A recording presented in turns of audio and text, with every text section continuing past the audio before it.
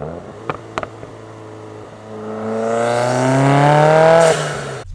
that sounds naughty. So we have our first guest appearance on the channel. In this video, I mic'd up the engine bay and exhaust in my buddy's 2018 WRX. This is more of a casual drive that I was dialing in the sound, but we got a few little pulls, some nice downshift sounds, so I figured you guys would enjoy. The WRX is custom dyno tuned over at DDA Tuning in New York, using a Cobb access port and put down 308 wheel horse, 336 wheel torque. He's a Tomei Expreme exhaust, Cobb catted J-pipe, Cobb SF Intake, Grimmspeed top mount intercooler, Grimmspeed electronic boost controller, Perrin Chargepipe, and IBR full TGV Delete. That's a tongue twister. You Subi guys probably know more about that than I do.